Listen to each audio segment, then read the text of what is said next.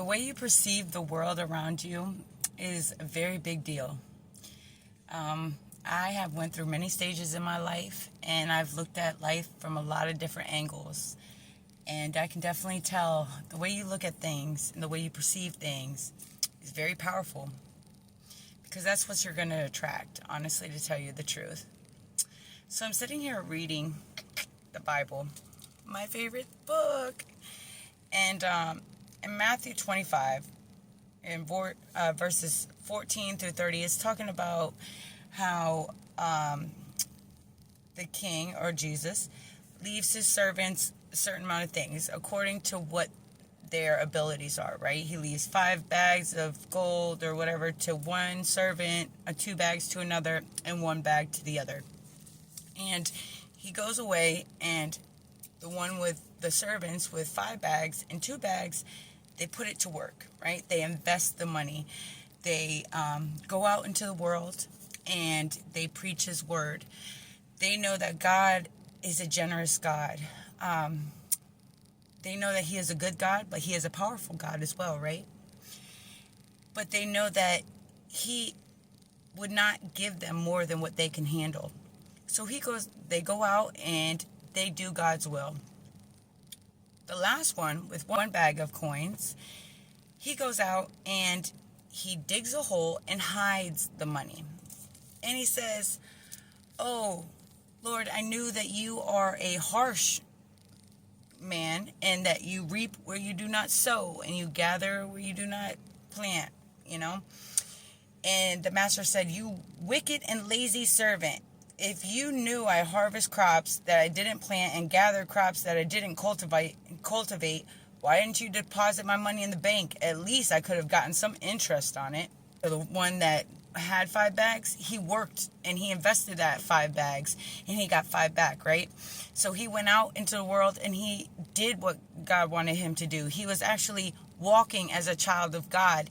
And guess what? He was out there saving souls, bringing people to the truth. Same with the man with 2 bags. He went out there according to his ability, and he did the best he could. And he was out there spreading the truth, bringing people to the way, the truth, and the light. And he received 2 bags back. And so when God came back and was like, "Hey, what do you guys got?" They're like, "Hey, look, we got even what you gave us, and we doubled it down," right? And God had nothing but praise to say to them. "Oh, well done, my good and faithful servant. You have been faithful in handling small things, so now I will give you many responsibilities. Let's celebrate together." The other one, who was lazy and hid it, because his perspective was, "Oh, this is a harsh God. He's a powerful God, and he's a punishing God. I'm afraid. So I'm just going to hide this truth inside of me because I don't want to mess up. I don't want to do anything wrong. So if I mess up, I know he's going to punish me. So instead, I'll just hide his money so that way when he comes back, he has what he gave me." But he just said, "You are lazy." And he actually, he says, "But from those who do nothing, even what little they have will be taken away. Now throw this useless servant in the outer darkness, where there will be weeping and gnashing of teeth." So if you guys don't know, weeping and gnashing of teeth is usually referred to hell. Okay, and outer darkness is definitely not with him. So, yes, God is a very powerful God. He is a strong God. He is a harsh God to those who do not listen. But he is an amazing, amazing God. He is so generous. He is loving and kind, and he will help you in more ways than you can even imagine. And if you are just willing to look at the truth, not just sit there and be afraid because you look at one little portion, because you're afraid to step out in faith and see that God will work through you. If you're afraid of that, he's not going to praise you at the end of the day, sweetheart. But if you go ahead and walk out your faith and just walk in life being yourself and letting God's light shine through you, others will see that light and be attracted to it and come to Jesus, because they're going to want whatever you have. And what you have is the light of God inside of you.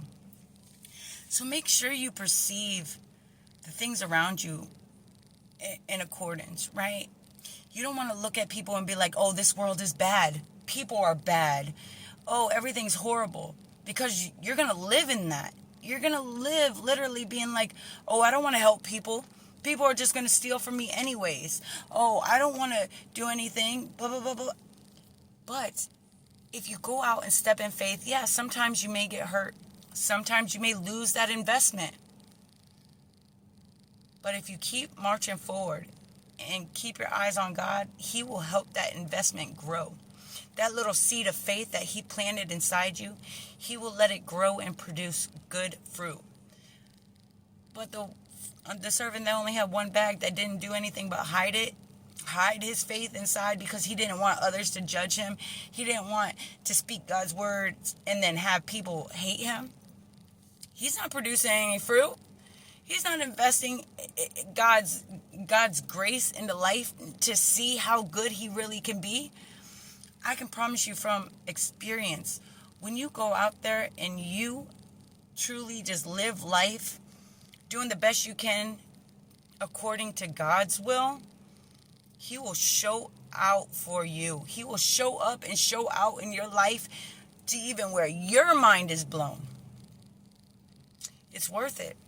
It's worth it. Some people look at it as a risk. Oh, people may not like me at the end of the day. People will talk about me. People will judge me. If you're here to serve man, then you're not here serving God. And at the end of the day, you're going to reap what you sow. You're going to walk away empty-handed. But when you're out there spreading the word, spreading life to people, you're going to receive life yourself. So, whenever you're lost, whenever you're having a hard time, whenever you don't know left from right, I suggest you open the Word. It will always point you in the right direction. It will always give you a little nugget that you need. It will always plant that seed of faith inside of you. And if you just keep reading it and keep walking in it and obey it and live it out in your everyday life, it will grow and produce good fruit. You'll end up helping others around you and changing their lives. And then they will be able to help others around them and change their lives. It's a ripple effect. So go out there and be the living example that God created you to be. You are a beautiful, powerful person because God created you in His image. He didn't create you to be lazy. He didn't create you to be scared. He said, I did not give you a spirit of fear, but of power, love, and a sound mind. So go out in the world and make a difference. Make a difference. Because that's what you're here for. To make a difference. Don't be afraid of what people are going to say about you. Look at them and smile and love. When you do face that, say, I love you anyways and God bless you. Reply to evil with love. Because you can't fight darkness with darkness. It's not going to win. It's not going to work.